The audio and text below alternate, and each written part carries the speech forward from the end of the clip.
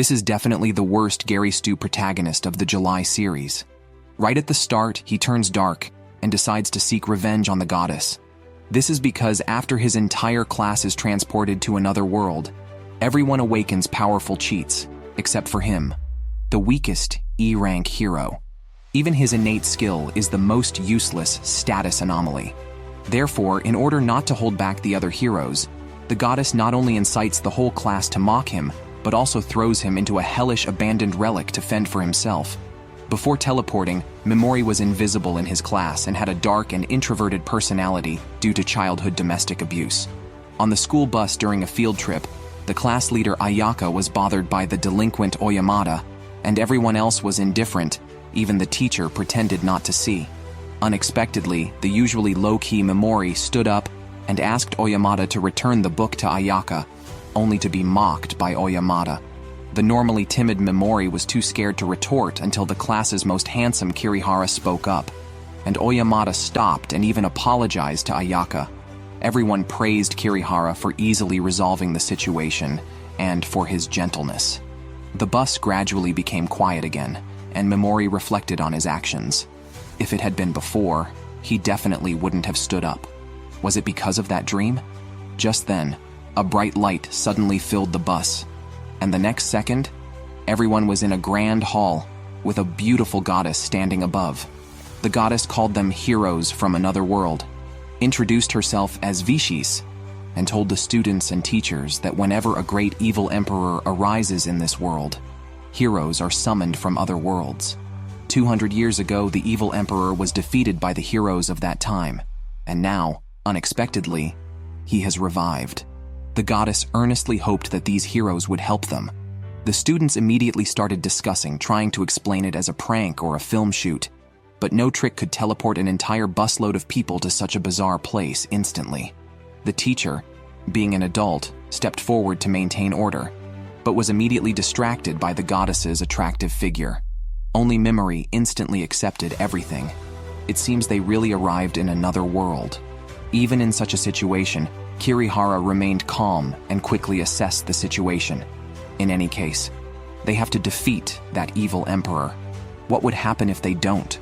The goddess answered that they would not be able to return to their original world, because the reverse summoning requires a special magical substance called Evil King Element, found only in the heart of the evil emperor, or absorbed by the crystal on Vicious's head when the evil emperor is destroyed, to send them back. This bizarre mission naturally caused some dissatisfaction, but unexpectedly, the goddess kneeled down right then and there. Ayaka, the class leader, asked the key question. They were all ordinary people, so how could they defeat the evil demon emperor? As heroes from another world, these students would naturally be granted special abilities. However, Vishis didn't rush to explain. Instead, she first demonstrated a brutal slaughter, allowing a monster to devour a struggling man completely.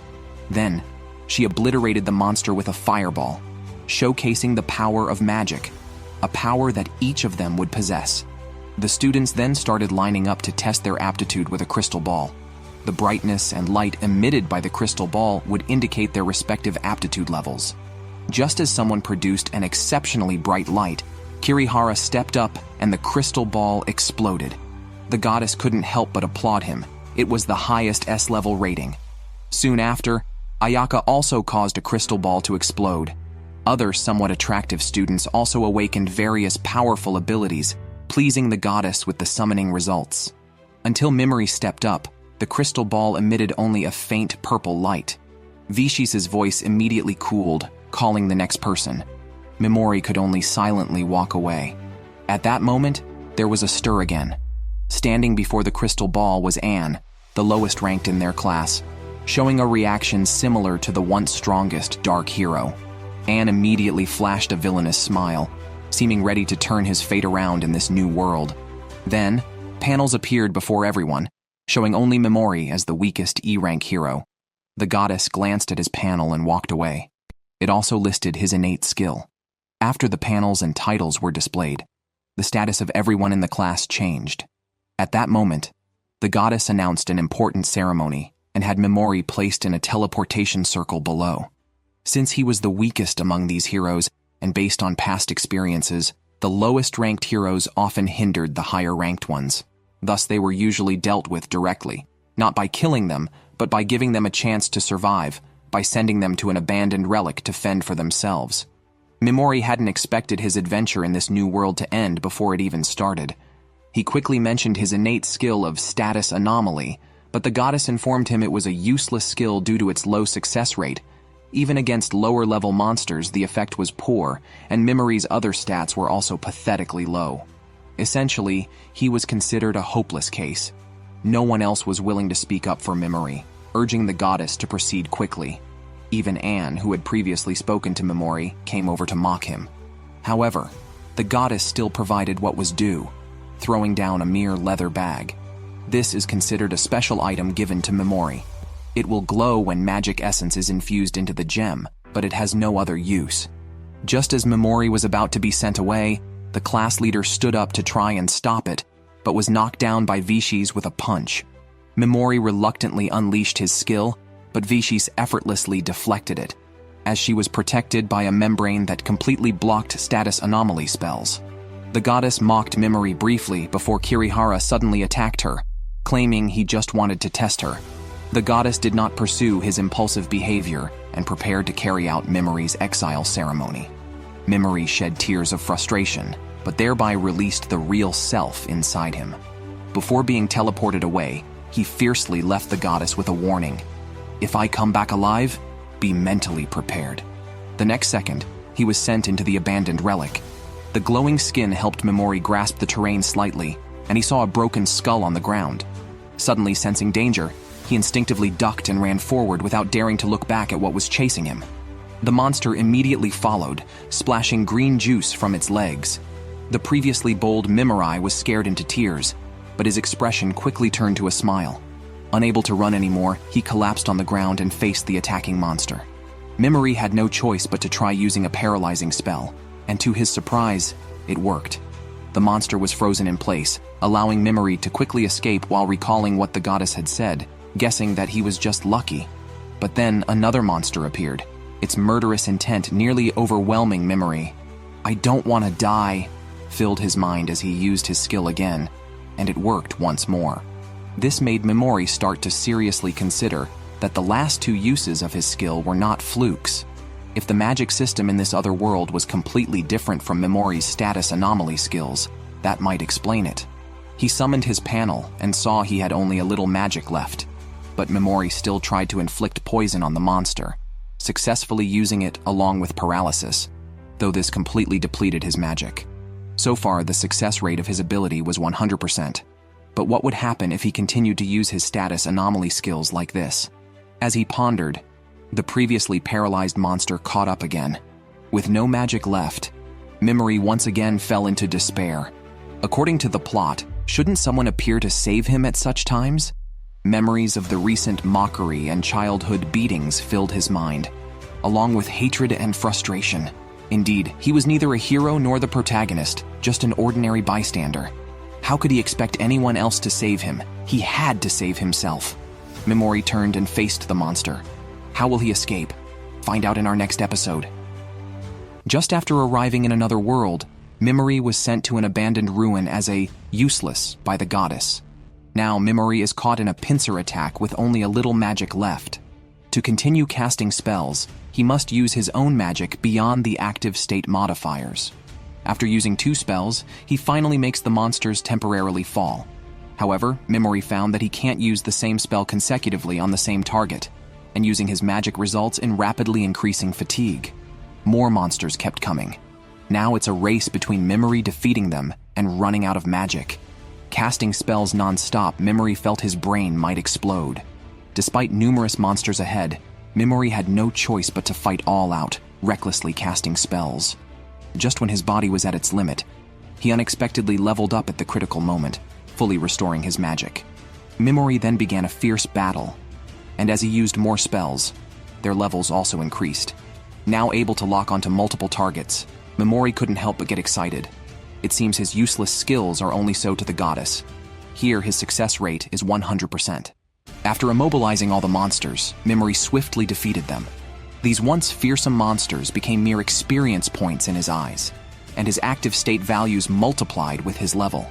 Except for the high initial magic value that grew significantly, Memori's other stats were not so good. Fortunately, after clearing this wave of monsters, he leveled up many times, quickly reaching level 501. His leveling speed was astonishingly fast, causing the remaining monsters to flee upon seeing him. Then Memory began collecting equipment from the corpses in the ruin, offering a moment of silence for them. But no matter how much he leveled up, he couldn't survive without food. Eventually, Memory turned his attention to the monsters he had killed. After detoxifying the corpses, he found their skins too hard to pierce and had to eat the soft eyeballs raw, which were too disgusting to consume. Suddenly, Memory noticed that the magic stone on the skin changed color, its purple area expanding. Upon inspection, he found a bag of beef jerky and a bottle of Coca-Cola. Do you understand the value of these items in another world? It turns out the goddess did leave Memory a cheat, and this was the most useful one. After eating and drinking, Memory resumed his leveling spree, now easily defeating those monsters and jumping to over level 600. Reflecting on his painful childhood experiences, Memory still struggles to let go. Fortunately, his kind aunt and uncle rescued him from a dire situation, showing him warmth. Memory wanted to be as kind as they were, but never managed it. Now, looking at the bodies scattered around, he feels indifferent.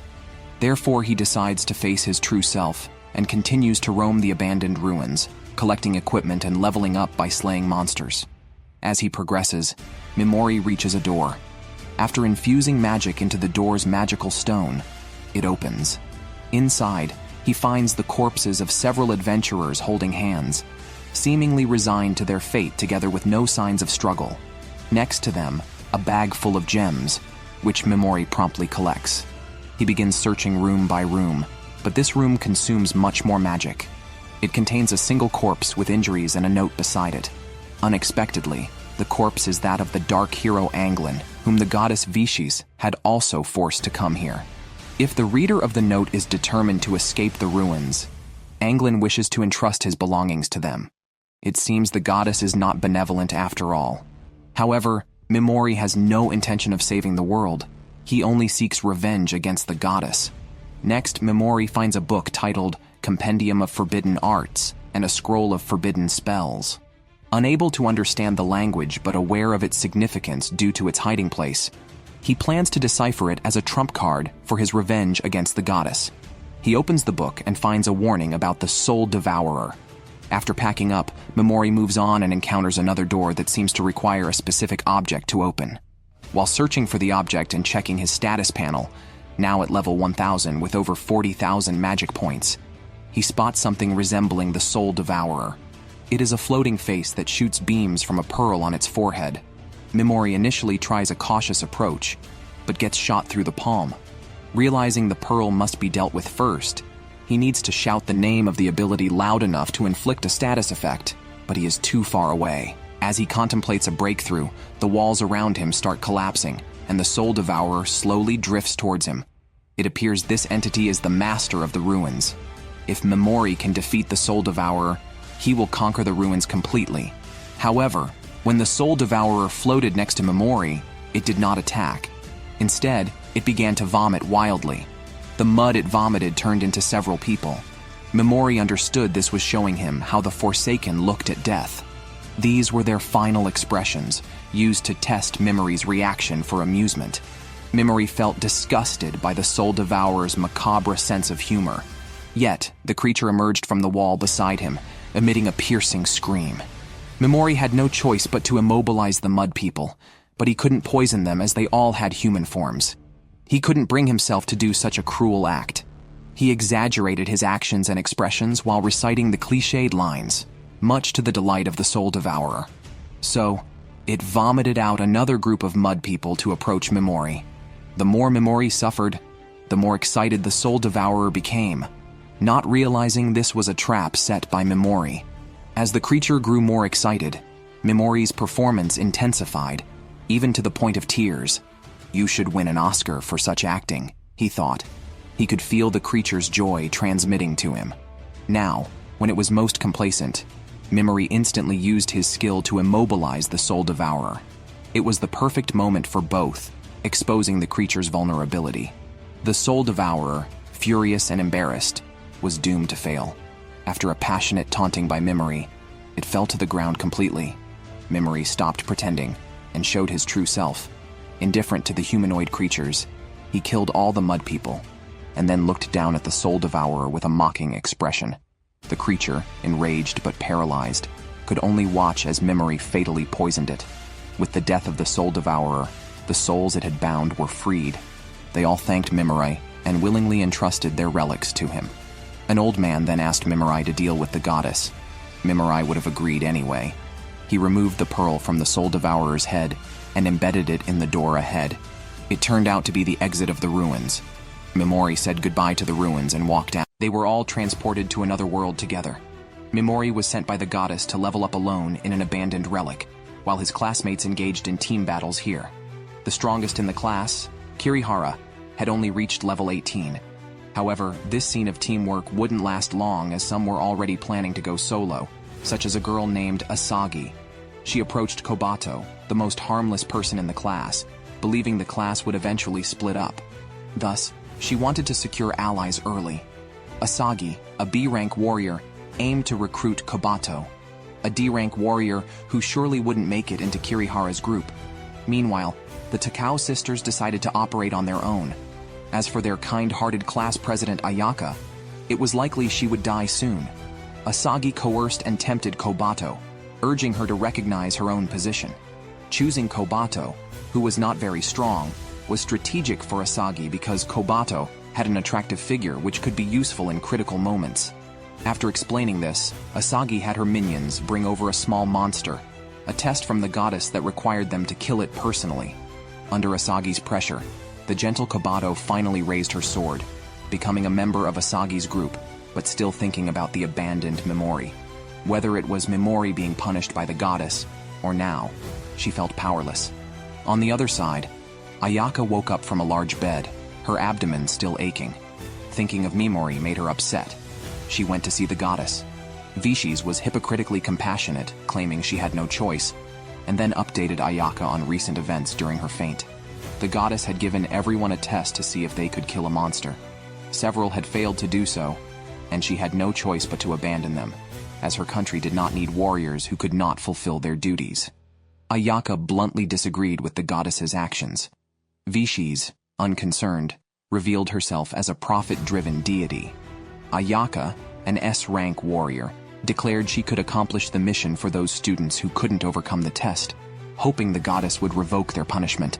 Unexpectedly, Vishis agreed and reconciled with Ayaka through a handshake, which Ayaka felt was as cold as the goddess's heart. Meanwhile, Memory finally emerged from the abandoned relic. Although he had reached over 1700 levels, his panel values were mainly just high in magic. However, the values didn't matter as much as the innate skills, which Memory used to conquer the relic despite being despised by the goddess.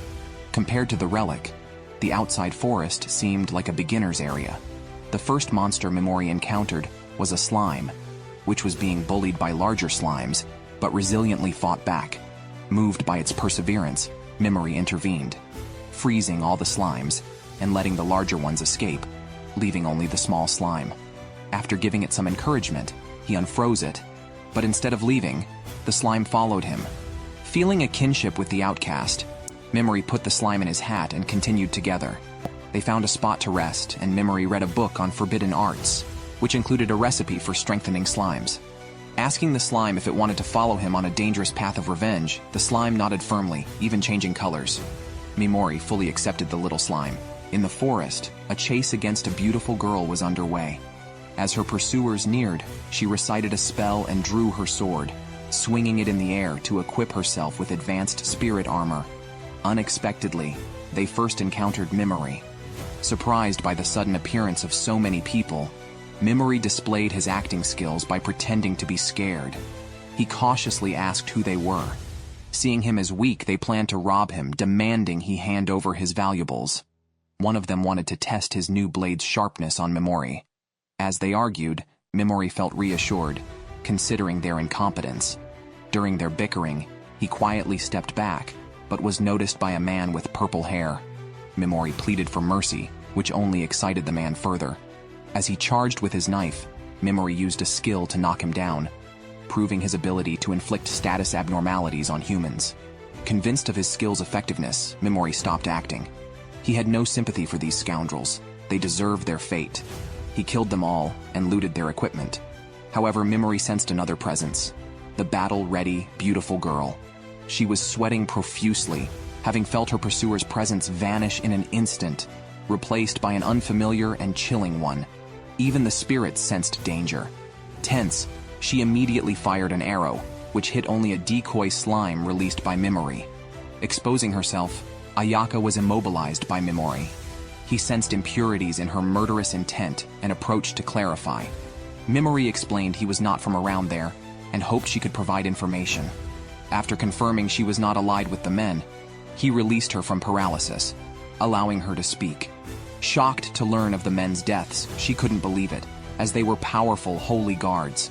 However, she trusted Mimori's truthfulness and decided to answer honestly. She confirmed she was not a bad person, prompting Mimori to ask for information. He showed her an ancient text he found in the ruins, which she couldn't read but knew someone who might. The Forbidden Witch, a dangerous individual exiled for her vast knowledge of world taboos. If Mimori wished to meet her, he would have to travel to the dangerous central region of the continent, the Gold Roost Demon Group. Despite revealing significant information, the beautiful girl felt it was not enough to repay Mimori's life-saving actions. Mimori assured her it was sufficient, reminded of his aunt by her loyalty. After setting his paralysis skill to auto-release in a few minutes, he left. The slime followed him, indicating their next destination was set.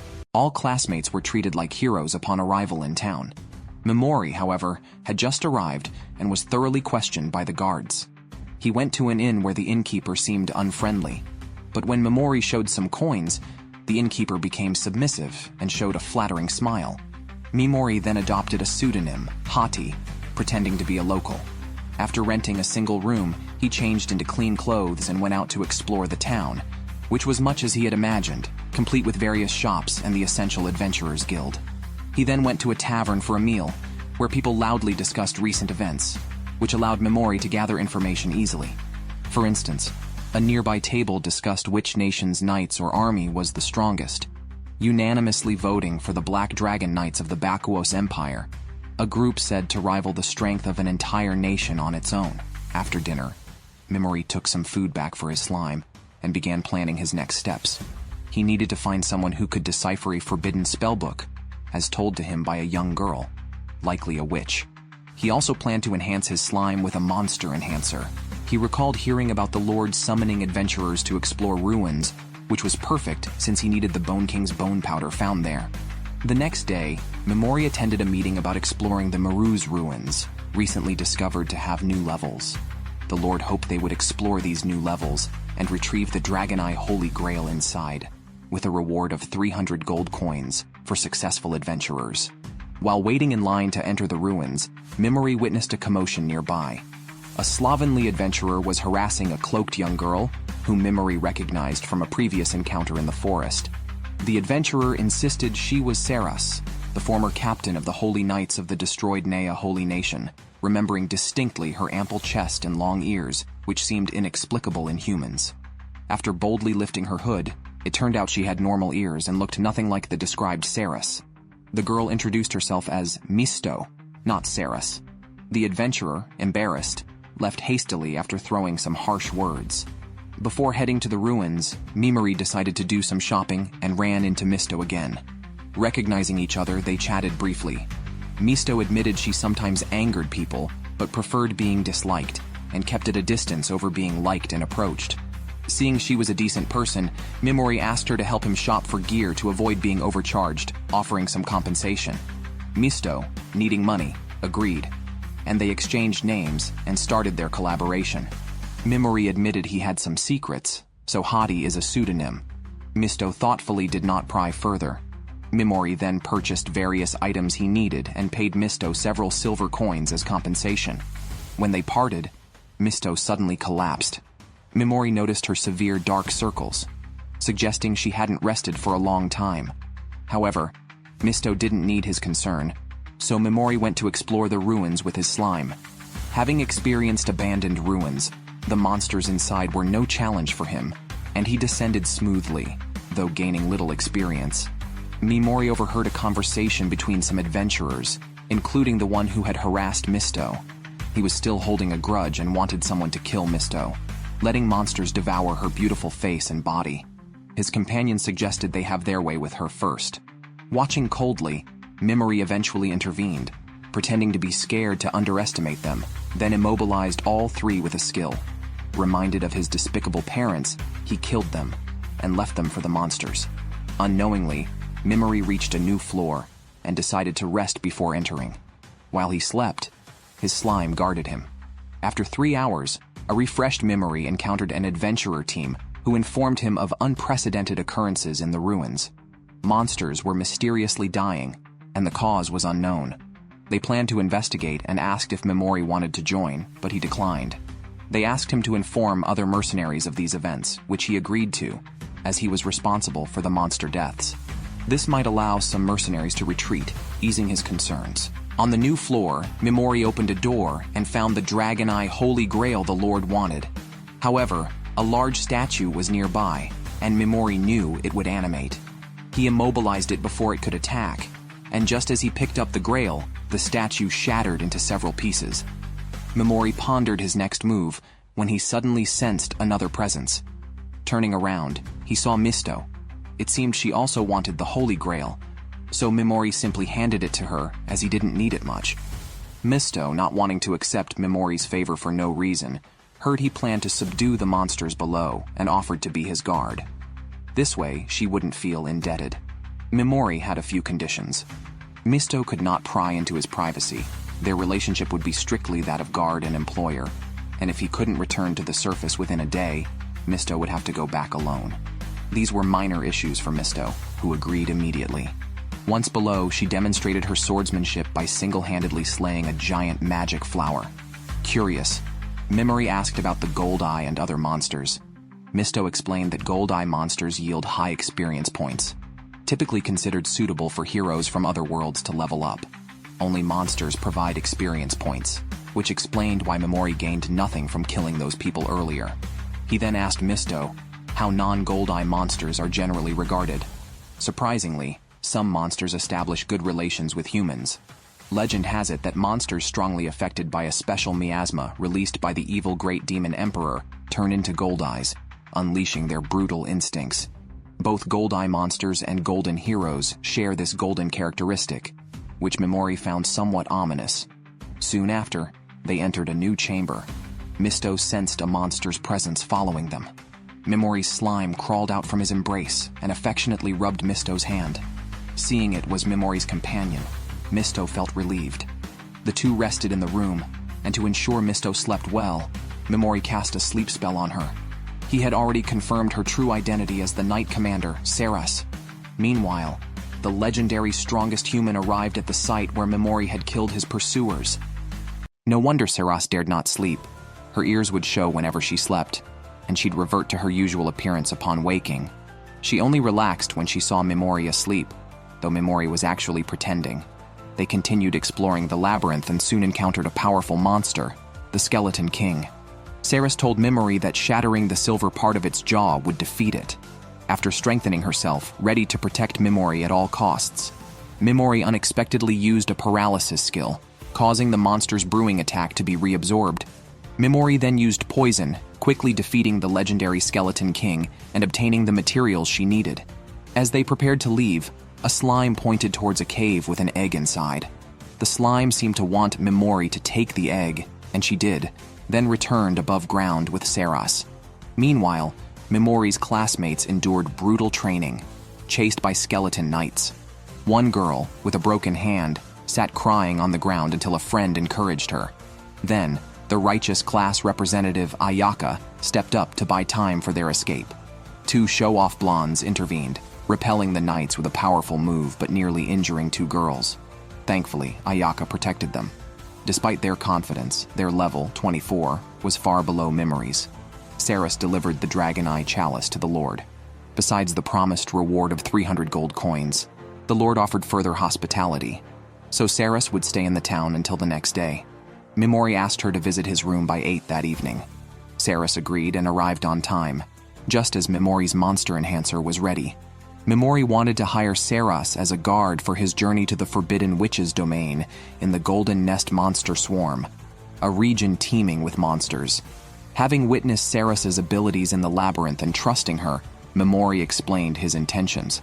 The two were heading in the same direction, as Seras also needed to traverse the Golden Nest Monster Swarm.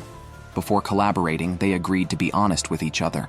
Memori had already guessed Seras's true identity, and Seras was hesitant about revealing it. Once Memori hinted at it, Seras admitted directly that she was indeed the elf paladin. She was using elf magic to hide her true identity, which required sacrificing her desire to sleep, meaning she would revert to her original form as soon as she fell asleep. Seras was being hunted by the Holy Guards because they had accidentally seen her true appearance. After revealing this, she willingly showed her true form, deepening their mutual trust. Memori also revealed his real name. After making a pact, he gave Seras a blue dragon stone as a reward, which he had found in an abandoned labyrinth. Unexpectedly, it was quite valuable, a rare stone produced by the legendary Azure Dragon and not circulated in the market. The value of this blue dragon stone alone exceeded the reward for the Dragon Eye Chalice. Even after hearing its value, Memori did not hesitate to offer it as a reward for Seras's services as a guard, and did not delve into any other secrets she might have. Upon returning to her room, Seras wiped down her body, and by the next day, rumors spread that Memori and Seras had an improper relationship. Memori was unconcerned, and asked Seras if she had heard of the forbidden spells. Seras told him that these spells were named forbidden by the goddess Vishis, and were actually a type of ancient spell, determined to be forbidden based on the goddess's whims. After breakfast, Seras went to a banquet hosted by the Lord, and was expected back around 1 in the afternoon. Memori said he would wait at the inn afternoon. After parting, Memori went to the forest with the slime for enhancement experiments, while Seras attended the banquet. The Lord had invited a mage skilled in breaking illusions to verify the authenticity of the Dragon Eye Chalice. As soon as Seras saw the mage, she sensed trouble, and indeed, Memori ended up not seeing Seras at the agreed time. Meanwhile, Ayaka met with the goddess Vishis, who promised to heal another girl's hand because she was a B-rank hero. Vishis questioned why Ayaka did not join Kirihara's team, and criticized her for being capricious and disrupting the class's rhythm. When Ayaka attempted to argue, Vishis immediately took the blame, leaving Ayaka speechless and promising again to fulfill her mission as an S-rank hero in her own way. Vishis assigned all the students who failed the trials to Ayaka for training, giving her no chance to refuse and citing the king's command. Ayaka reluctantly accepted. Vishis made light of the situation, suggesting that once these people became her burden, she would face the harsh realities. However, realizing the truth would make one stronger. Vishis smiled as she sent Ayaka away, immediately changing her demeanor after she left. Memori, unable to wait any longer for Seras, hesitated but decided to check on her. He didn't believe Seras was the type to break a promise. Indeed, on the way, he heard people discussing the banquet, saying the woman who found the Dragon Eye Chalice was the Princess Knight on the run, and that she had fled to the Dark Forest. At that moment, 3 black dragons circled above the town, belonging to the legendary Black Dragon Knights, headed towards the Dark Forest. At this time, Seras was struggling. Due to the effects of the illusion being broken, the Light Elf was in chaos. She couldn't maintain her transformation, and was having trouble facing 3 Black Dragon Knights, who were just ordinary members. The real enemy, a deputy captain, then appeared. Seras fought back with her sword, but the opponent did more than just try to kill her. He leered at her, intending to savor her beautiful body first. Meanwhile, Ayaka lost the confrontation and accidentally fell backwards. The deputy captain immediately pinned her down, ready to assault the beautiful elf. Just in the nick of time, Memori arrived and immobilized both the dragon and the knight, making them fall asleep. Seras didn't explain much, but reminded Memori that if he continued to accompany her, the Black Dragon Knights would also pursue him. Thus, she returned the blue dragon stone to Memori. In response, Memori tossed her a bag, trying to keep her from leaving, as finding another guard as capable as her would be difficult. Then Memori asked Seras to take off her clothes. "What are you trying to do, Memori?" After rescuing Seras, Memory's first words were to ask her to take off her clothes. Seras almost punched him in response. He explained it was because her clothes were likely remembered by those people.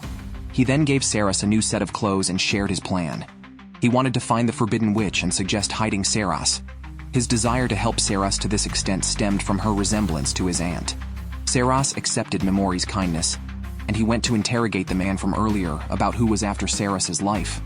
Before the man could answer, he was killed by the suddenly appearing Dragon Knight, the leader rumored to be the strongest human, Garland. 4 of the 5 Dragon Knights arrived and immediately began discussing how to kill Seras. The man was not with them but sent by Seras's biological father. The old king harbored inappropriate desires for his daughter and couldn't stand the thought of her with another man, preferring her death instead. Seras was shattered upon hearing the man's name from Garland. The Dragon Knights then debated whether to kill Seras immediately or use her as a reward for their subordinates first. Overwhelmed, Seras couldn't even lift her sword. However, Garland offered her a chance to live by dueling him. Garland was initially interested only in Memory after seeing him, questioning who he really was. Memory, feeling like he was held at the throat, couldn't contain his excitement facing a more challenging adversary than the Soul Eater, and smiled. He introduced himself using a clearly fake name, which Garland saw through. Garland knew Memory would seize any opportunity to attack him, but wasn't afraid. Instead, it piqued his interest even more. This allowed Memory to gauge his personality, a man who constantly sought worthy opponents. Garland didn't deny this, and spoke of his close ties with Allion, showing interest in the heroes summoned by the goddess from another world. Memory saw his arrogance and decided to exploit it. As Garland rambled on, Seras couldn't help but speak up, only to be harshly rebuked. Garland revealed their sudden change in strategy to attack Nea was because of Seras, as the previous Holy King had refused the goddess's request to surrender the Holy Knight Seras. With everyone ignoring Seras's feelings, Memory focused on how to defeat Garland, finally devising a plan that could allow them to survive. He stepped forward and asked Garland if he was looking for an enemy who could threaten his life, offering himself as that enemy. Because he is a hero from another world blessed with divine protection, he acts independently from other heroes as instructed by the goddess. Memory, aware that the strongest human, Garland, can see through lies, did not lie but merely omitted some truths. For instance, the reason for his solo action was his significantly higher level, which Garland would likely assume indicates his unique status in the goddess's eyes, raising Garland's expectations. Memory took advantage of this to make his request, to be allowed to leave and return stronger to defeat Garland. Intrigued by how Memory planned to grow stronger, Garland listened as Memory explained his intention to travel to the Golden Demon group. During an impassioned speech, Memory subtly moved closer, stirring Garland's enthusiasm enough to actually let him go, promising a future duel. However, this mercy was only for Memory. Seras was still to be killed. Explaining his need to use Seras to gain power, Garland, showing a rare mercy, agreed to spare her too. When others tried to calm him, Garland silenced them with a direct order and informed another Dragon Knight that they must not harm these two. After issuing these commands, Garland mounted his dragon to leave, but at this moment, they were within Memory's range. Memory released a group paralysis skill, knocking both dragon and riders to the ground. Despite the fall, Garland and his subordinates managed to move, showing their strength. Unwilling to leave future threats, Memory insisted on dueling immediately, decisively attacking them. After poisoning them, 3 of the men quickly succumbed. But Garland, living up to his reputation as the strongest human, still managed to raise his weapon, although he could not complete his attack and fell again. Taking no chances, Memory focused intently on applying skills to Garland, who, with his dying breath, fired a flare to alert his troops waiting elsewhere. Memory told Seras to flee while he stayed to witness Garland's death. Seras, now his guard, refused to leave alone, and they quietly awaited the arrival of the Black Dragon Knights. Seeing their leader in such disarray, the knights hesitated. Garland, realizing Memory's attacks had a range limit, advised his subordinates to attack from a distance, determined to kill them both. However, Memory remained calm, merging with his pet slime to extend tendrils everywhere, channeling his attacks through them towards the knights, eventually wiping them out. A tendril then touched Garland's forehead, eliminating many formidable opponents at once. Memory's panel buzzed with system notifications, unlocking new skills. One that embeds a violent urge in people, enhancing the lethality of his paralysis, and another that obscures vision with darkness. Knowing that these people wanted to use Seras as a tool for their desires, Memory felt no remorse in killing them. As the Black Dragon Knights died one by one, Memory's level quickly increased. Garland held on until the end, questioning who Memory really was. Memory stated that he was not a noble hero meant to save the world, but merely an avenger. Hearing this, Garland could no longer hold on and closed his eyes forever. Afterward, Memory also helped conceal Seras's whereabouts, deepening their bond. Suddenly, Memory asked Seras if the dragons ridden by the 5 dragon knights were different in size from the others. If so, he should have eliminated the remaining one earlier. Meanwhile, the class leader and the others were still training hard. However, today, the goddess Vishis did not appear and sent her proxy Kiki instead. One defiant person was not convinced and was knocked down by Kiki with a punch. Then, Kiki prepared the rest for the next stage of their training. On Memory's side, he had already earned Seras's loyalty. She knelt on one knee, vowing to use her power for his vengeance, especially since Memory had risked his life to save her. Grateful for this act, she was willing to endure any treatment as long as Memory deemed it right. Memory accepted her goodwill and decided he would someday repay her kindness. As for Kiki, upon returning to Vishis, she was asked to lick Vishis's feet to prove her loyalty, which Kiki did, tenderly licking them. Memory and Seras arrived at a small town. The town was bustling at night. Memory went out for a stroll and became interested in a mask. The vendor told him it was the Lord of Flies, once a king of demons who turned a cursed island into a fortress, fought against various invaders, and was exiled by the evil source. Despite the annihilation of his legion, they died stylishly and remained popular. Meanwhile, Seras stayed alone, silently missing Memory. Memory bought the mask, preparing for revenge on the goddess. On the other side, news of the annihilation of the 5 dragon knights reached the kingdom of Magna in White City. Kings from different nations were exchanging information. Unexpectedly, Vishis was also there, informing the kings that the Black Dragon Knights had been pursuing Seras, and fragments of clothing stained with Seras's blood were found at the scene. They speculated a mutual destruction. Additionally, Seras's father had died the previous night. Although the Black Dragon Knights were nearly wiped out, Vishis enjoyed the spectacle. With the presence of the evil source, other nations would have to rely on Alion, where Vishis was from, as the evil king's influence weakened everyone's powers. The meeting aimed to discuss whether Seras was responsible for killing the 5 dragon knights. A subordinate reported to one of the kings that a group claiming to have destroyed the Black Dragon Knights, named the Ashinto Sorcerers, was found in Ursa. Unaware of these developments, Memory and Seras continued their journey, passing an arena where slaves and mercenaries fought for rewards, organized by the Duke of Ursa and the Mercenaries Guild. Memory showed some interest, but first took Seras to an inn and booked 2 rooms without hesitation. Seras reminded him that one room would be cheaper, but Memory insisted, reminding her he was a man, to which Seras surprisingly said she didn't mind. In the evening, they dined at a restaurant. The capital was lively, and pubs were ideal for gathering information. Indeed, the next table discussed the 5 dragon knights' slaying, claiming Seras was dead, and Ashinto was responsible. Just then, Ashinto's guardians entered, claiming they were Ursa's saviors and demanded seats. Memory thought their taking the blame was convenient. He overheard another conversation about who else could kill the 5 dragon knights, and heard the name of the Forbidden Witch. Memory approached, offered them drinks and food, and they shared everything they knew, including sightings of the Forbidden Witch, known as the strongest blood fighter. Just as Memory inquired about meeting her, she entered. Memory repeated his tactic, sitting next to the leopard woman Eve, and offered her a drink, asking her to speak plainly if she had something to say. Memory asked her if she knew where the Forbidden Witch was. Eve only mentioned she had visited the rumored residence of the witch, the Golden Perch magic skirt, but unfortunately did not meet the witch herself.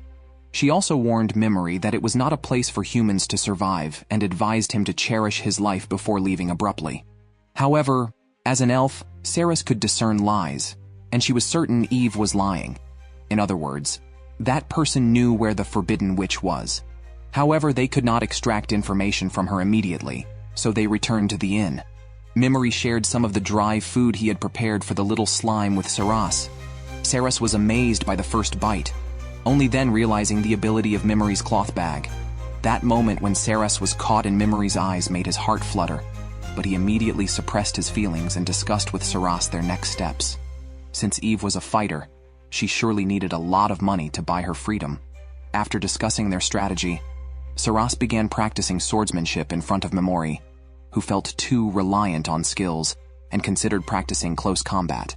Seras personally guided him, opening her arms and letting Memory try to attack her. As soon as Memory threw a punch, Seras grabbed his arm and demonstrated a useful grappling technique.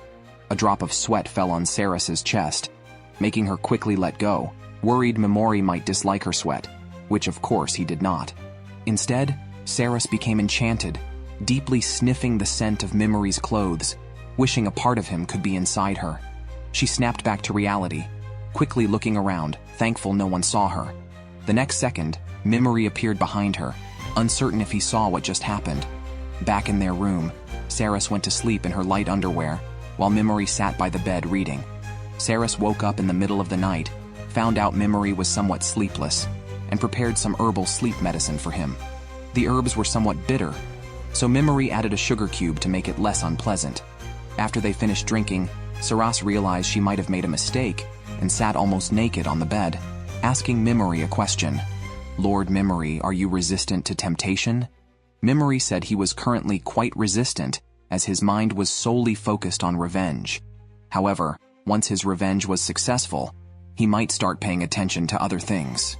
This conversation only strengthened Seras's resolve, and she knelt down, promising to support Memory with all her might. The next day, they went to the capital to inquire about Eve. She was originally a slave, sold to the blood-fighting arena by slave traders, and had not lost a single fight in 3 years. Tomorrow would be Eve's last fight, as she had earned enough money to buy her freedom. However, Seras also learned another piece of information.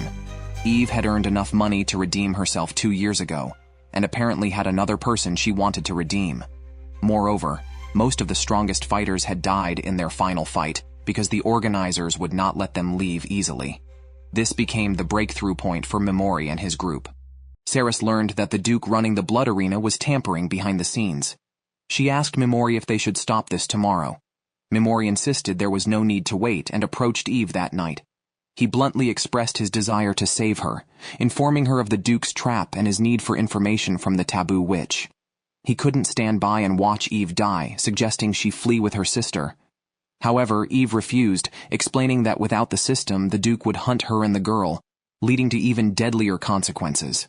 Memory suggested hiding at the taboo witch's place, but Eve stated no one could reach deep into the demon area. Memory offered to travel with them and protect the girl, revealing his strength by admitting he had killed the 5 dragons. He immobilized Eve, warning that force could cause bleeding. Then Seras revealed her true identity as the hunted elf, Seras, forcing Eve to trust them. Regardless, Eve decided to join the blood duel the next day, seeking freedom with her own hands. Memory stopped persuading her but reminded her that the Duke might not honor the duel's outcome.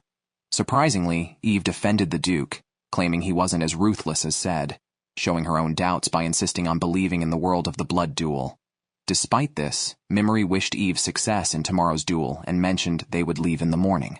If she changed her mind, she could find them at the bridge by the gate. On the way back, Memory and Seras encountered cultists sealing a house, claiming its owner cursed by their god and his offspring. The crowd believed them, and Memory and Seras were speechless, wondering if the crowd might actually believe they killed the 5 dragons. Soon after, they saw cultists targeting a girl. As Seras was about to intervene, Memory used his skills to make the cultists turn on each other. After packing, they waited at the bridge, with only 4 hours until their planned departure, uncertain of Eve's decision. Meanwhile, Eve lay in bed, restless, pondering Memory's words.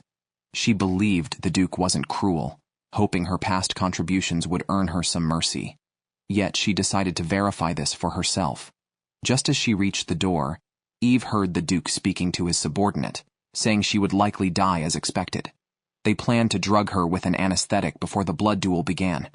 Shocked and furious, Eve couldn't believe the Duke was actually betraying her and even planned to toy with the little girl and sell her to a brothel after her death. The subordinate was also surprised, as the Duke had known Eve for so long, questioning if he felt no attachment at all. The Duke responded that humans couldn't possibly have feelings for a beast. Enraged, Eve realized she was the only one who could save the girl. On her way back to her room, Eve encountered some cultists, greeted them, and left. Once on the bridge, Mimori and Seras appeared immediately. Without much discussion, they agreed on a plan. Mimori and Seras would help Eve rescue her sister, and Eve disclosed the witch's location. They headed straight to the tavern where the little girl worked. Despite being young, the dark elf girl had already matured considerably and often faced harassment from patrons and abuse from the tavern owner. Whenever abused, the girl would think of her sister Eve. As soon as the tavern owner had beaten the girl, Eve and her companions arrived. Seeing the situation turn against her, the tavern owner immediately knelt and apologized, promising to keep the incident secret and begging for her life. Eve quickly explained the situation to her sister, who was naturally willing to leave with her. The tavern owner then tried to appear benevolent, wishing them a safe journey. However, Mimori was not so easily fooled. He told the sisters to leave first, and as expected, the tavern owner dropped her act, warning that they had offended a powerful person and were doomed. Unbeknownst to her, Mimori had no intention of letting her go. He used his skills to paralyze and poison her, staging the scene to look like a robbery. The tavern owner cursed him, saying he would end up at the gates of hell, but pleaded for her life, claiming she could go to heaven. Unfortunately, Mimori didn't care about her words. In the end, the tavern owner could not escape her fate. Mimori and the others planned to escape through the sewers. The little girl introduced herself as Liz. Mimori and Seras also revealed their real names. Knowing Mimori was a big shot, Liz politely asked to accompany them, not minding the dangers ahead as long as she was with her sister. Mimori then released his small pet, and the sisters greeted the little slime. They left the city smoothly, heading towards the Forbidden Witch's location as directed by Eve. Before that, Eve wanted Mimori to disclose his purpose for seeing the witch. Mimori confessed that he possessed a spellbook written in ancient text, and heard the witch could detoxify it. His honesty convinced Eve, who knew Mimori could have used harsher methods to extract information, like threatening Liz, but he did not. Upon reaching the forest, they mounted prearranged horses and proceeded towards the witch's realm. Along the way, Mimori admitted to Seras that he was not as noble as he seemed. He recruited the sisters because Eve had connections with the witch, making it easier to approach her. Since the witch was also a dark elf like Liz, their act of saving Liz might inspire the witch's goodwill. Additionally, not wanting to see the girl cry was another reason. However, their journey did not go as planned. They were already being pursued. Eve recalled meeting the cult leader before leaving, realizing they were suspected from that moment. With no choice left, they prepared to confront their pursuers. They tied torches to the horses, sending them towards the Duke's private army, while the second group pursuing them were the cultists. The torches successfully split the two groups. Mimori told Eve to hide in the forest with Liz while he donned a mask, ready to fight. These cultists almost deceived themselves with their lies. The cult leader quickly noticed the traps set in the forest, stopping his followers from advancing further. Seras then emerged from behind a tree, wearing a fly mask, resembling the Fly King swordsman from the legend. The leader stated that he would spare her life if she handed over Eve and the Dark Elf, and even offered her a place in their Ashinto group. If she refused, he would inflict her with a painful curse, noting that even the mighty 5 dragons could not withstand their curse. Seras pretended to comply, agreeing to lead them once the safety of Eve and Liz was guaranteed. Unfortunately, her deception was seen through, with the leader realizing she only intended to lure them deeper into the forest, to bring them within the range of something. He ordered his followers to prepare for attack, all of whom were inheritors of the Assassin Guild's creed. Although the guild was eradicated, this group of sorcerers continued its legacy, possessing high-level toxins, the true face of a lethal, invisible curse. The sudden death of the strongest 5 dragons, explained only by a curse beyond human comprehension, led them to claim responsibility, using this to make people believe in the curse's existence. The Duke's family was merely a stepping stone for them, and their next step was to infiltrate the nation's core, using assassination to eliminate obstacles and eventually take complete control of the country. After uncovering their true intentions, Seras removed her mask to reveal her true identity, the one who had confronted and survived the 5 dragons. However, the leader was sure Seras was not the actual murderer, given her lesser strength compared to the 5 dragons, even doubting her ability to escape their encirclement. While speaking, the leader's gaze shifted to Seras's chest, already planning to bestow his blessing personally, transforming her into a true believer of the curse god, hoping she would bear his offspring. Clouds gradually covered the moon. Seras knelt on one knee, softly calling out Mimori's name, who was already prepared. They would soon witness a curse like none before, freezing everyone in place. The real trap was not in the forest, but outside it. Mimori intentionally broke branches, making them believe there was a trap ahead, and that they had detected it, giving them a false sense of omnipotence, which dulled their thinking. Unaware that Mimori was nearby, the leader, far weaker than the 5 dragons, quickly succumbed to Mimori's poison. Next was the first squad, but with the small slime already overloaded, Eve stepped forward to offer her support. Mimori asked Seras to protect Liz, while Eve stood in the road to draw the enemy's attention, allowing Mimori the chance to strike. Unexpectedly, even the Duke arrived, his followers spewing threats as they approached. Just as they entered the attack range, Mimori activated his skill, surprised by the number of targets reaching its limit, forcing him to switch to a skill that instantly blinded them. Seizing the opportunity, Eve swiftly beheaded him with a single sword strike. The others met the same fate. The surviving soldiers quickly retreated, but the Duke forbade them from fleeing the battle and ordered them to face certain death. "Kill the man in the mask quickly," he commanded, as the situation was clearly dire. Eve decided to take revenge herself, killing all the remaining soldiers until only the Duke was left. It was too late for the Duke to flee. Mimori immobilized him, and Eve beheaded him. The massacre finally ended, with Mimori and his allies emerging victorious and disposing of the bodies. Soon after, the king received news that Ashinto had vanished, with only the Duke and his personal soldiers' bodies found at the scene. The king was devastated, his plans to use these individuals as pawns having failed. Now how would he report this to the goddess? He ordered his subordinates to continue searching for Ashinto. Meanwhile, Seras and her companions arrived at a cave to rest. Liz saw Seras wiping her body and wondered if she could develop in the same way, concerned because the shopkeeper had said that without larger breasts, she wouldn't be properly treated as a woman. Seras assured her that the shopkeeper was wrong and advised her to forget those words and only trust reliable people. Eve had already fallen asleep hugging Liz. Seras patted her thigh, signaling to Mimori that he could lie down and rest there. However, misunderstanding the gesture, Mimori invited Seras to lie on his thigh instead, which she did, surprising him. Startled, Seras quickly sat up, asking if he was joking, which led to an awkward moment. Nonetheless, Mimori suggested touching Seras's elven ears, which she didn't refuse. The touch caused a brief moment of intimacy, but their strong dedication to their mission quickly shifted the atmosphere back to business. Mimori admitted his fondness for Eve and Liz, comparing Seras to his aunt and Eve to his uncle, while Liz reminded him of his younger self. Both had suffered abuse but had also found kindness in others. Thus, Mimori harbored a deep desire for revenge against the goddess Vishis. He mentioned that Seras could leave at any time, but she had no desire to depart from him. After their talk, Seras fell asleep on Mimori's thigh. The next day, they prepared a new set of clothes for Liz, which she liked very much. The 4 of them formed a mercenary group, and Seras suggested naming it the Fly King Squad, to which no one objected. By evening, they had reached the rumored territory of the witches, spotting a strange tree from afar, known as the Contamination Tree, though some said it was originally a sacred tree.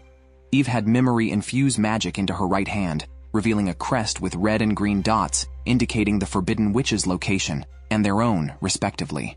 They needed only to follow these dots, although Mimori felt increasingly restless, eager to confront the goddess.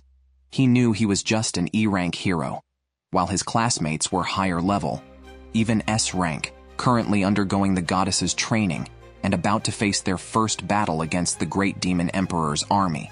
To quickly enhance their abilities, Vishis decided to send these heroes into the witches' territory.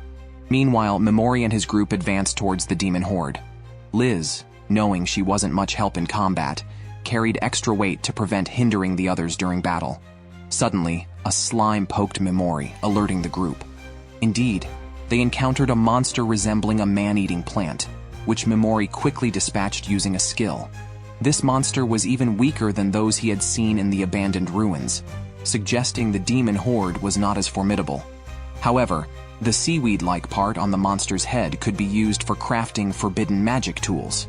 Seras seemed interested in this material, so Memori had her keep it, trusting her completely. Seras gladly accepted. They continued on, and when crossing a river, Liz insisted on crossing by herself, wanting to rely less on her sister. Unfortunately, she slipped and almost fell into the river, but Memori quickly used the slime to pull her back. Memori and Eve acted like stern but caring parents. To distract Liz from realizing they were discussing her, Eve made up a story about how rare it is for elves and humans to have children together, speculating about what children Memori and Seras would have. Seras, overhearing this, slipped and fell into the river, unexpectedly giving Memori a wet surprise. Seras's clothes were still wet, so Memori draped his jacket over her. She instinctively sniffed it, trying to identify Memori's scent. The two then flirted openly, much to Eve's dismay. However, not long after, Eve suddenly asked Liz to go back, protecting her as a large monster approached. Memori and the slime weren't ready, so he had Eve step back and waited for the monster to come within his skill range. He immobilized 2 large monsters with his skill and then used another to make them bleed. After defeating them, Memori leveled up. He didn't want to waste the monster corpses, as they could strengthen the slime. But the battle wasn't over yet. They sensed another presence nearby, but it wasn't hostile.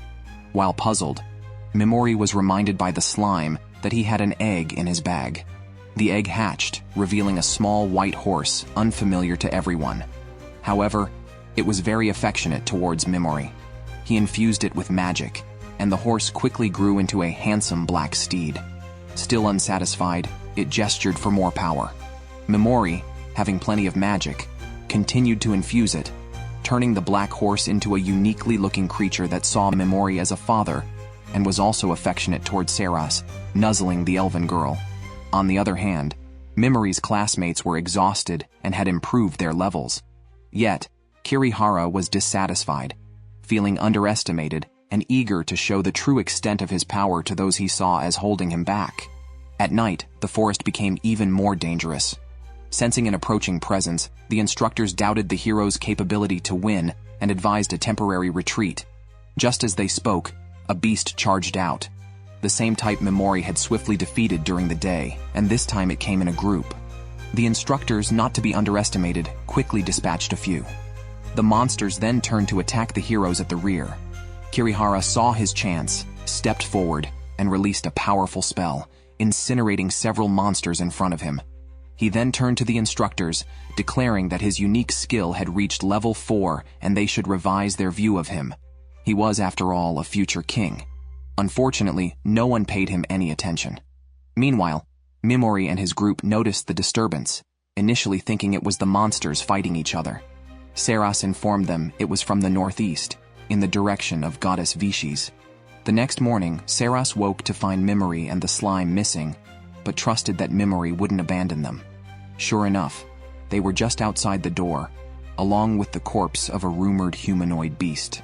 Eve was amazed that Memori could handle such a creature alone, confirming that his promise to protect them through the demon horde was not empty talk. However, Seras perceived the strain behind Memori's calm facade and hoped to help share his burden.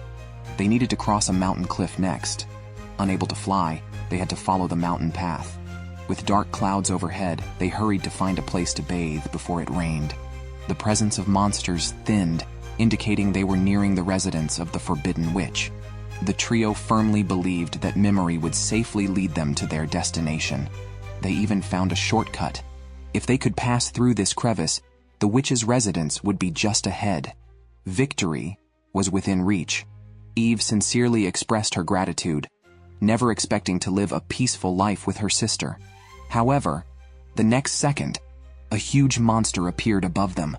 Fortunately, Eve immediately drew her sword and slew it. Memori confirmed its death with his skill, but he felt a strong sense of unease. Before he could ponder further, the monster's corpse suddenly mutated. Memori quickly ordered everyone to retreat. It turned out the monster had released a flare, attracting countless monsters toward them. Memori now faced the biggest crisis yet. Memori felt the vibrations from the distant forest. He finally realized that the monster's last roar before dying had attracted a horde of demons, causing a major disturbance. Fortunately, it would take some time for the demons to arrive. Eve volunteered to buy time for everyone to escape, but Memori disagreed. Even with Eve's great strength, facing so many demons would mean certain death. Killing that monster was not her fault. He and Seras would have done the same. Therefore, there was no need for her to take responsibility alone. Moreover, meeting the Forbidden Witch required Eve's presence. Among them, Memori had the highest chance of survival. Thus, he decided to act as the bait. Seeing Memori's resolve, Seras knelt on one knee to bless his master. Meanwhile, heroes training in the forest were attacked by the demon horde first. Those with lesser strength instinctively tried to flee, but humans cannot outrun demons. 2 girls fell, and another girl took the chance to escape, leaving Kobato alone. Images of Memori flashed in Kobato's mind as the demons closed in. Unaware of this, Memori mounted the demon horse. As magic flowed into it, the horse grew larger and transformed into its largest form. Memori then placed the amplifying stone inside his mask, allowing the little slime to make noise. Hearing this, the demons naturally headed towards him. All Memori needed to do was to lead them away on horseback, allowing Seras and the others to continue forward. For his companions, Memori and his 2 contracted beasts were prepared to sacrifice everything and charged forward at full speed. After Memori led the demons away, his classmates could take a break. Unexpectedly, 2 students were sacrificed, used as human shields by Anne.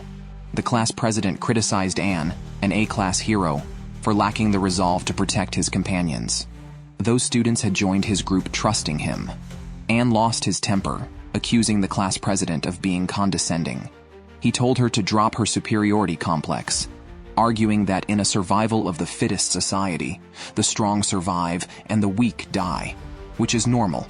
However, the class president believed that the capable should protect the incapable. Anne resented her attitude, especially since those 2 deserved to die for cursing Memori when he was sent to hell. He called it karma. The class president, born with a silver spoon, wouldn't understand. She was left speechless. Kirihara stepped in to support her, mocking Anne's lack of magnanimity. A nobody should not be yelling at S-class heroes. True strength requires royal magnanimity like his. Anne, unconvinced, revealed his innate skill, pointing out that not all S-class heroes can learn innate skills, while some B-class heroes surpass certain A-class heroes in this regard. He vowed to show Kirihara who truly had the magnanimity of a king. The 2 parted on bad terms. Kirihara actually agreed with Anne's points and took the opportunity to criticize the class president. After Kirihara left, the class president learned that Kobato was missing. On the other side, Seras and the others, although hiding in a safe place, were very worried about Memori. Despite his great strength, Memori had hardly rested since entering the demon group. Facing so many monsters, it was difficult for him to escape safely. Eve decided to go look for him, as she was more familiar with the terrain, had a strong ability to conceal her presence, and was the only one among them who could carry Memori. Convinced by Eve's words, Seras entrusted Liz to her, and Eve went to find Memori. At that moment, Memori was still riding the demon horse at full speed, merging with the slime. The slime's tentacles attacked the monsters, causing the minions to fight among themselves and obstructing the humanoid species. The monsters quickly became chaotic, but soon regained their composure. Memori continued to reduce the number of enemies while advancing. However, some high-level humanoid species were tough to deal with. Unexpectedly, it began to rain, muffling sounds and obstructing vision, which was disadvantageous for Memori, unless he could level up quickly, as humanoid species offered a lot of experience points. After pondering, Mimori decided to fight hard and turned back. First, he used the slime to disrupt the monster's vision, then combined paralysis and poison, continuously maneuvering through the monster group. His magic power was running low, but fortunately, he was within shooting range and delivered the last hit to a humanoid species, leveling up and fully restoring all attributes. Mimori fought at the limit of gaining experience, letting the minions kill each other while not missing out on the large humanoid species experience. He sent the horse ahead alone, dismounted quietly, and attacked 2 humanoid species from behind, gaining 2 waves of experience. In this battle, Mimori's cleverness and bravery were truly admirable. However, the number of monsters was overwhelming. He fell off the horse and couldn't return in time, getting quickly surrounded by monsters. Mimori had to keep using his skills, with level-up notifications continuously appearing in his mind. He fought fiercely, as if determined to eradicate everything. However, unexpectedly, Eve, who came looking for Mimori, first found Mimori's classmate Kobato. Eve thought Kobato looked a bit like Liz, and instinctively moved to help her up. Just then, their other 2 classmates, the Takao sisters, arrived and immediately attacked Eve. Struck by lightning, Eve couldn't make a sound, but recognized them as the otherworldly heroes Mimori had mentioned. Fortunately, she could still move and kept dodging their swords. However, right before the last strike, the older sister stopped the younger one, recognizing that Eve was not a monster. The older Takao sister introduced herself, mentioning she had heard of the leopard tribe's blood warriors. Seeing Eve's appearance, she guessed Eve was looking for someone. Eve admitted she was searching for her master. Impressed by the older Takao sister's insight from just one sentence, she deduced the extraordinary strength of Eve's master. However, they did not continue to question and let Eve leave. On the other side, Mimori was physically and magically drained, but few monsters remained. Suddenly, a giant monster approached him. Mimori skillfully used his abilities and finally defeated the monster. Although he still had some energy left, the slime was almost at its limit. He recalled the slime and instructed his horse to inform him if it felt close to its limit. He would handle the rest himself. Now, no living monsters were around, and Mimori's level had just surpassed 2,000.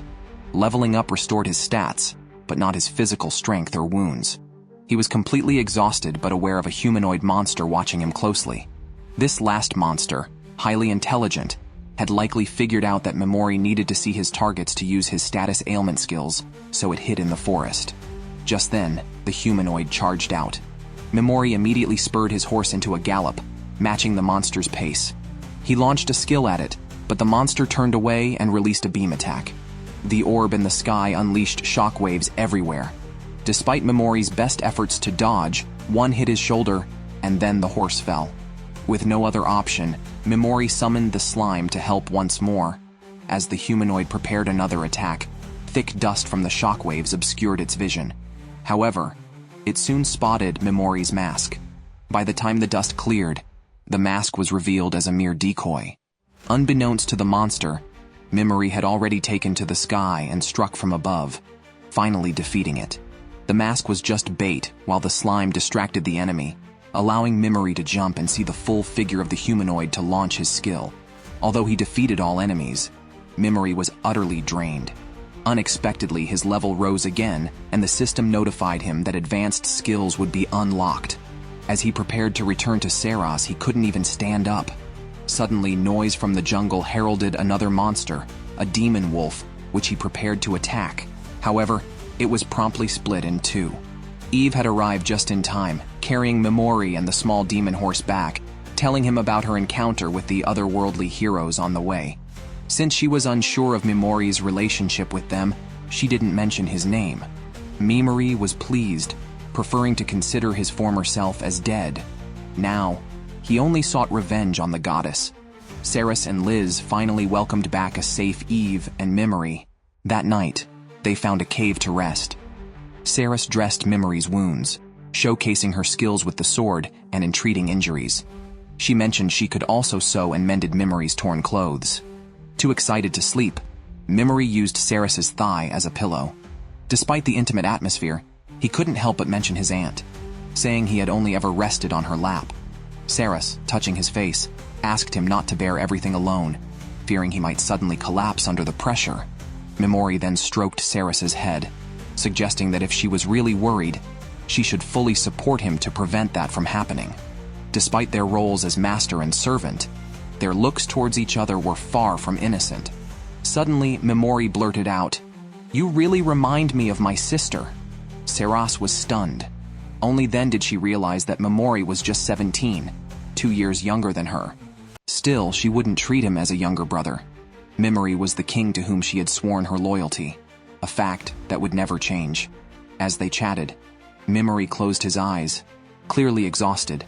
Seras couldn't help but caress his body, struggling to contain her emotions.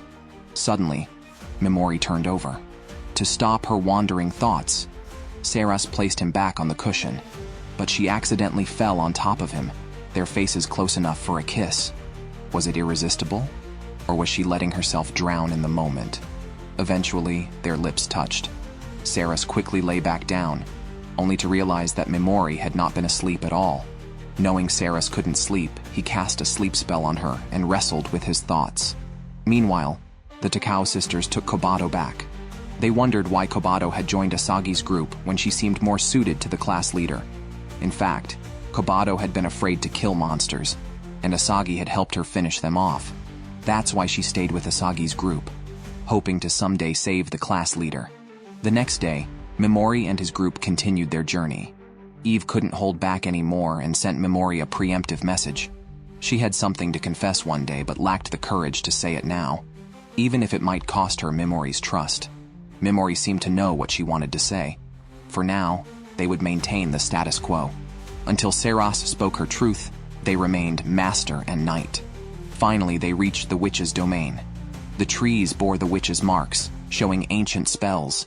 Mimori was somewhat concerned that the taboo witch might have died long ago. Then he looked up to see a moving stone tower, or rather, a large stone statue. Mimori only made it stop moving without causing damage. Beyond that was the witch's residence, a small cottage with a basement. Downstairs, little stone statues were busy working. Following the tunnel, they encountered a door that opened with magic. To their surprise, opening the door revealed a vast sky. It was an open grassland, as if the door led to another space. Then, the witch Mimori had been searching for finally appeared. His quest for revenge took a significant step. "Wait for me, Vichis. I will destroy everything you hold dear,"